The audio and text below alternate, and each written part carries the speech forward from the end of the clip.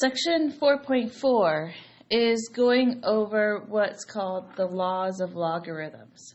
There are three main laws of logarithms, and even though these laws are written with log base a, the a could be any base, including e.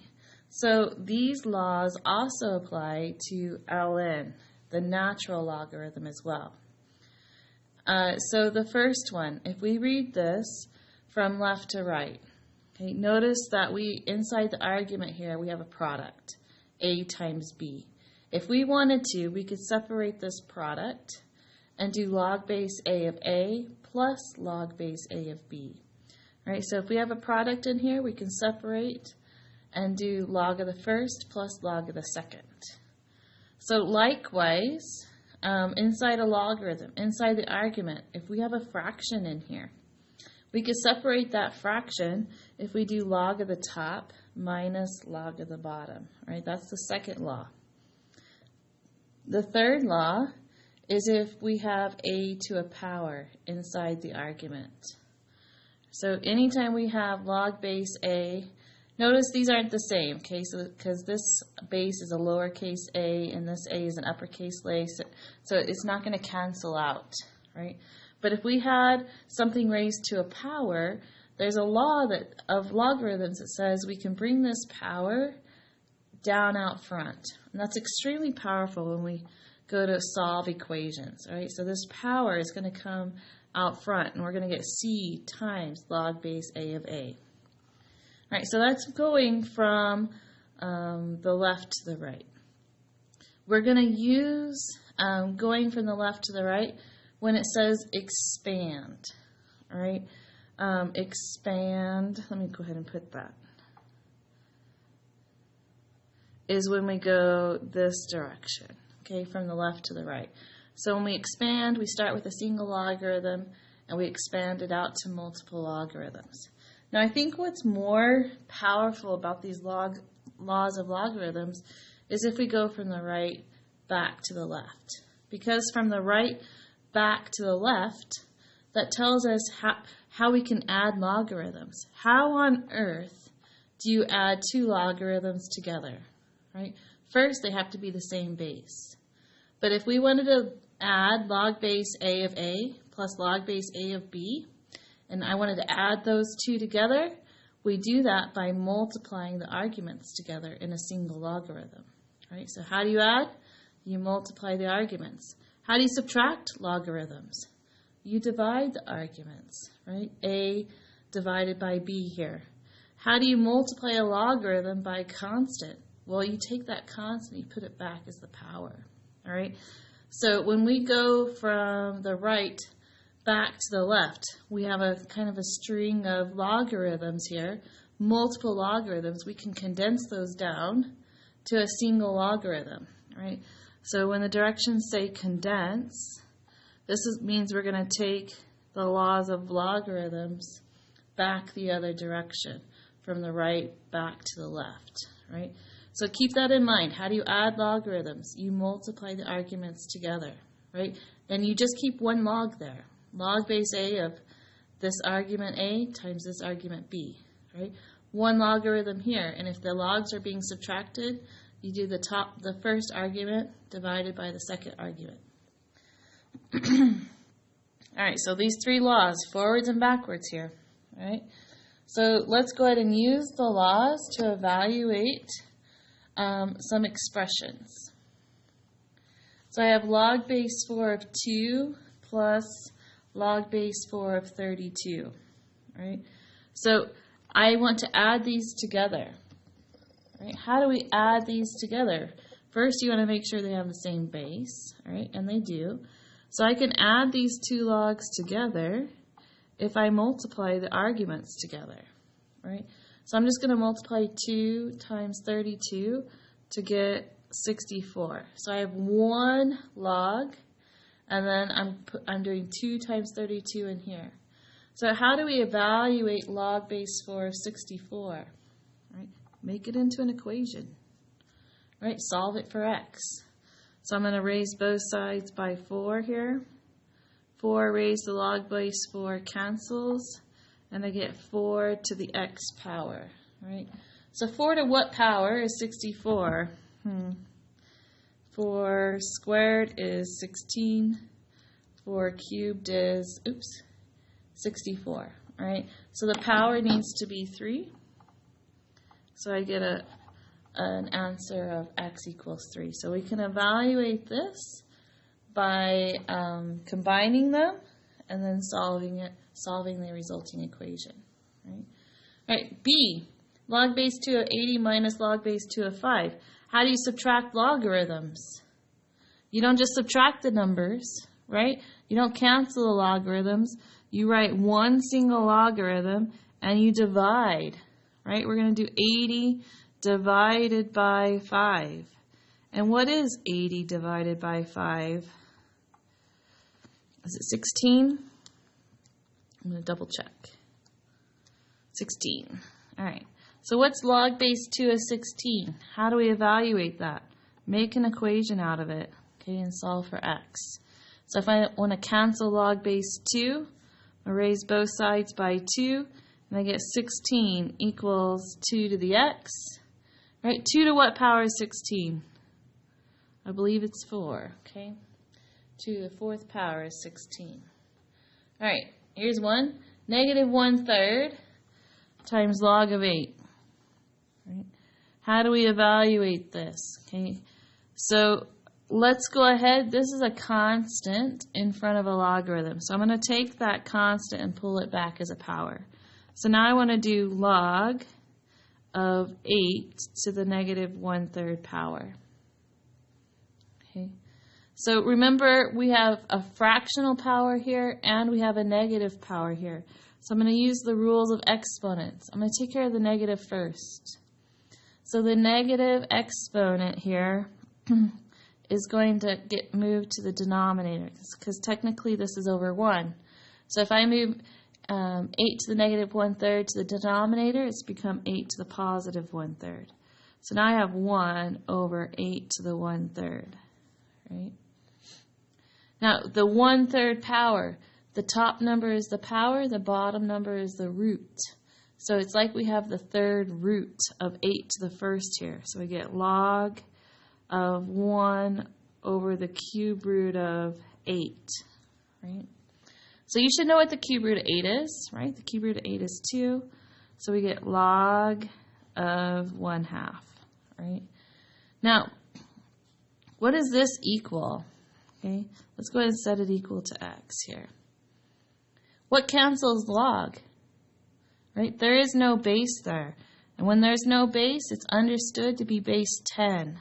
So I'm going to raise both sides by 10 here. I'm going to get 1/2 equals 10 to the x power. Right? I know 10 to the first is 10. I know 10 to the 0 is 1. So it's less than 0. Okay. This one actually we can't evaluate very well just using exponents. We probably need to plug log of 1/2 into the calculator, right?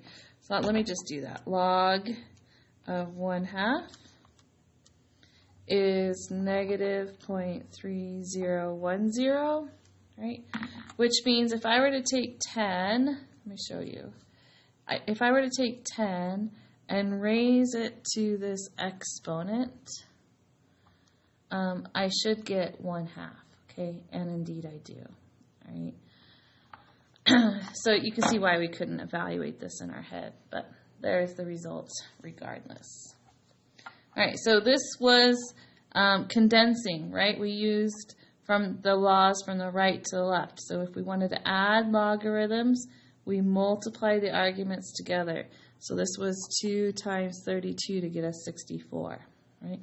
If we wanted to subtract logarithms, we divide the arguments. 80 divided by 5 was 16, and then we were able to evaluate it, right?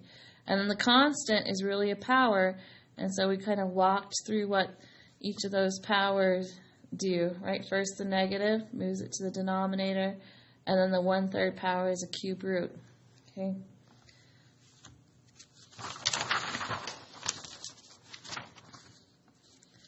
All so we condensed. Now let's expand. Okay, we have log base 2 of 6x. Now we're not going to get a nice numeric answer here. We're just going to expand it. Okay, so log base 2 of 6x. This is 6 times x. So remember, if we have a multiplication, we can split this up. If we do log of the first plus log of the second. So if I wanted to expand this, we would get log base 2 of 6 plus log base 2 of x, right? And that's the answer. So they're just asking you to, exhibit that first law, all right? Now on B here, we have x cubed times y to the 6th. So I'm going to do 2 steps because we have a product, right? X cubed times y to the 6th. So I can split these up if I add them together, but then we're going to have a power. So I'm going to do the power second, all right? So first split up that product. So we're going to get log base 5 of x cubed plus log base 5 of y to the 6th. And now we have a power, and we do have a law for that, right? If we have a base to a power, we can pull this power out front. So this cube is going to come out front and be 3 times log base 5. This 6 is going to come out front and become 6 times log base 5. So we're going to get 3 log base 5 of x plus 6 log base 5 of y. All right, so the x and the y still need to remain in the argument. Just the exponent is coming out front. All right, C. ln of AB divided by the cube root of C.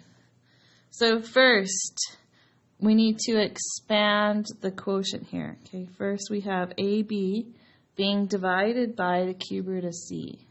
So we can split that up if we do ln of the top minus ln of the bottom. Right, so we're going to get ln of AB minus ln of cube root of C. Right. Now I'm going to look at the arguments, right, and think about if there's any other laws of logarithms that we can use. So A times B, this is a product. We could separate products, right? And the cube root of C is really C to the 1/3 power, right? So I like to take the root off and immediately write 1/3 out in front. So I'm gonna expand this to ln of A plus ln of B, right? And then I'm going to bring the 1/3, the cube root out front, right? And do minus 1/3 ln of C, right? So then you look, make sure your argument doesn't have any more products, quotients, or powers. And if it doesn't, then you're completely expanded, all right? All right, so combining, okay, again, we did a few of these with real number answers before, but now we're going to combine when we're just getting an expression, right? You're not going to get x equals 5 at the end of this, right? So first, we have 3 log x plus log x plus 1. Now, I know we're adding these logarithms, but you have to take care of these constants first, all right? So, because you need 1 log x plus 1 log x plus 1. So I'm going to take this 3 and put it back as its power position, right? So I'm going to get log of x cubed plus log of x plus 1, right? Take care of the power first, pull it back.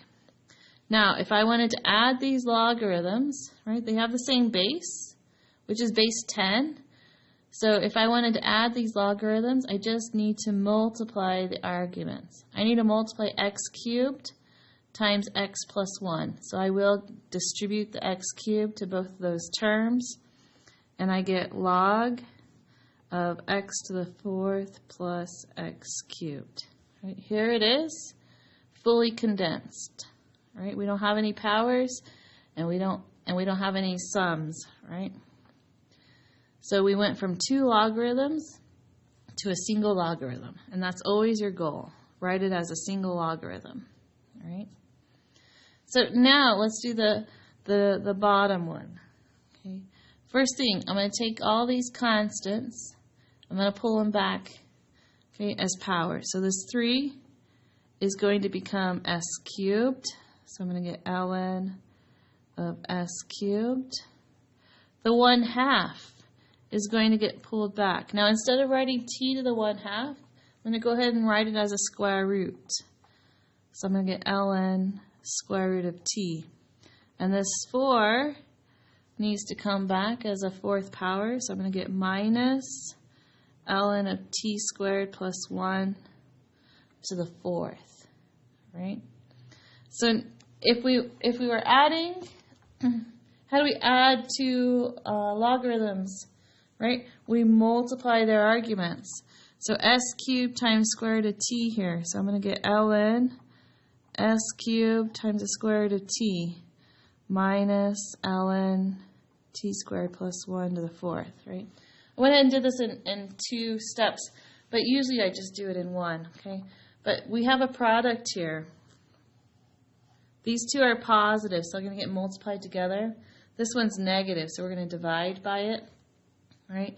So if I'm going to do this argument divided by this argument within a single logarithm. Right? So we have 1 ln here, and we're going to do the s cubed rad t divided by t squared plus 1 to the 4th. Right? So typically, you know, I pull the powers back and I rewrite it. But then at this point, I would go from this step directly here. Right? I would multiply these and divide by this one, okay, into one fraction. Right? You don't need to divide both s cubed and rad t. Just write it as one fraction. All right. Number 4. The law of forgetting. Right? So as we come up on final exam time, this is a pretty good problem to talk about, right? Very applicable. So if a task is learned at a performance level p sub 0, right? So say you learned chapter 1 and you got a 70% on it, right? And as time goes by, you're not going to know as much of that, right? So then after a time interval t, the performance level p satisfies. So say you initially 60, and then after 3 months, okay, what is your performance level, right? That's what we're going to find out here, right? Where c is a constant that depends on the type of task, and t is measured in months. And so we would, in order to apply this to math class, we kind of have to know what that forgetting constant is, right? It's probably pretty high, but it is interesting to plug in some numbers here. So first, it tells us to solve this equation for p, right? There is no numbers, right? They just want us to get p equals what, right? So I'm going to write down this equation. I'm going to put all those arguments in parentheses also.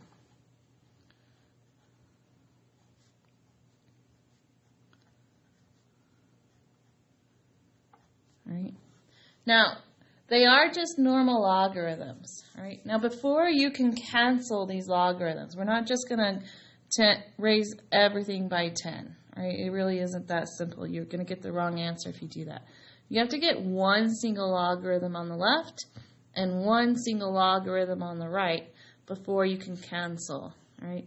So let me go ahead and write that down. Get 1 log on the right side before canceling. It is very important. Right? So we want to condense this. Right? And before we can subtract these logarithms, we got to pull this constant back as a power. So I'm going to rewrite my equation, and I'm going to pull this c back as the power here. So I'm going to get log p sub 0 minus log t plus 1 to the c power. Right? Now I still need to condense this, right? I still need to subtract these logarithms. And the way you subtract logarithms is you divide, right? The first one divided by the second one. So I'm going to rewrite again, get log of p equals log p sub 0 divided by t plus 1 to the c power. Okay. Now I have one log on the left and one log on the right. At this point, this is when you can cancel the logarithm, right? So if I wanted to solve for p here, I'm going to raise both sides by 10. And 10 raised to the log base p will cancel on the left and leave us with p. 10 raised to the log on the right will cancel and leave us with p sub 0 over t plus 1 to the c power. Okay. So here is our equation solved for p. So this is what we're going to use to help us solve b. Right? B says if your score on a history test is a 90, what score would you expect to get on a similar test after 2 months? Right? Assume that C is 0.2, so it's telling us what that constant is. Without that constant, we couldn't figure this out. Right? So your initial score on your history test was a 90. You let 2 months go by. You don't study at all. Right? How much of that material are you going to forget? Right? So P sub 0 is what the 90 is. T is the time interval. Now it doesn't have to be, sorry about that, it doesn't have to be in years. Just make sure you know it's in months, okay? So let's go ahead and do as after 2 months, and then that gave us the C value, 0.2, so let's plug that in, right? P equals 90 divided by 2 plus 1 to the 0.2 power. So we're going to get 90 divided by 3 to the 0.2 power. Now that's something we could just plug into the calculator. So I'm going to go ahead and do that.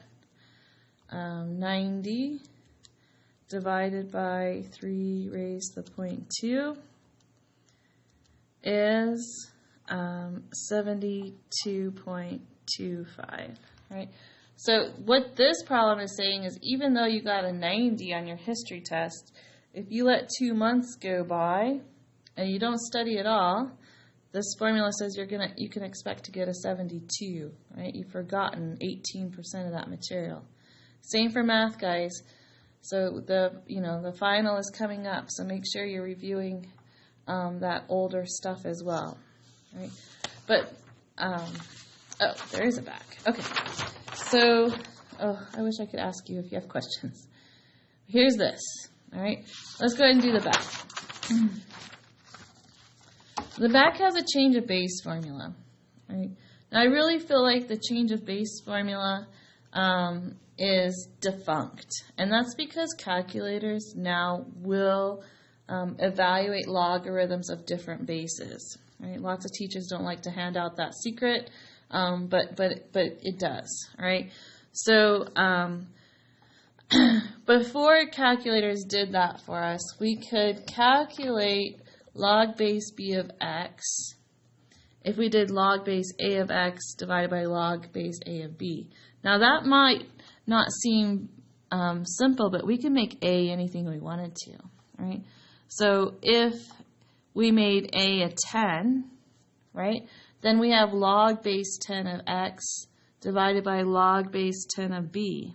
So we would just do log of x over log of b, right? If the other common change we would make is make a equal to e, right? So now we have log base e of x, and log base e is the same thing as ln. So we do ln of x over ln of b. And we would change it to log or ln because we had those buttons in the calculator. All right, so I just want to show you. Okay, remember x is an argument and b is the base, right? So log base 8 of 5. If I changed it to base 10, we could do log of 5 over log of 8, right? And we could plug that into the calculator. Now when you plug it into the calculator, make sure the calculator is going to automatically open up a set of parentheses here. So I'm gonna type log, and it automatically gave me a parentheses. So I need to make sure I close that parentheses before I do the division. So log 5, close parentheses, divided by log 8, close parentheses. I'm going to get 0.7740. Okay, 0.7740. If I go to, it says 5 decimal places. I guess I should read the directions. All right, to 5 decimal places. 98. All right, 0.77398. All right, that's if we change it to base 10. But what if we change it to base E? Then it's equal to ln of 5 divided by ln of 8. Right?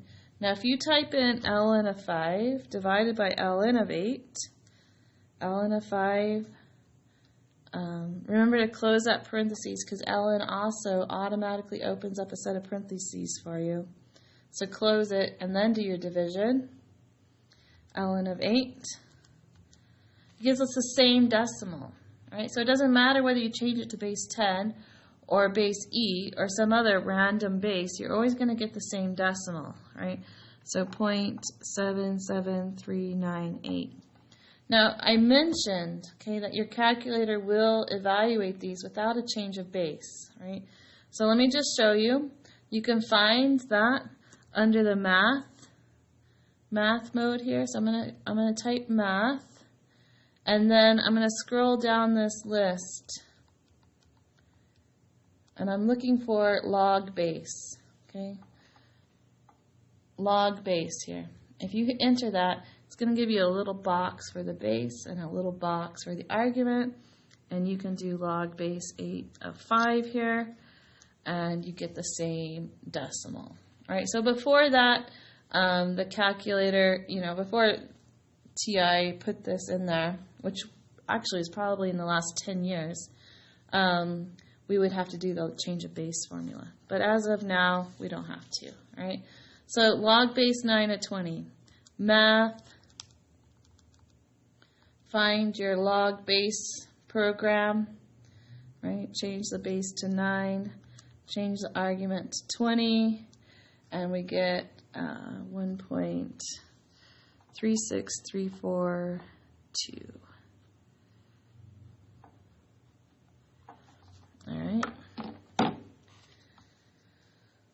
All right, the last problem here, we're not going to worry about, okay, because change of base is already defunct enough. So graphing using change of base, not something I'm going to worry about.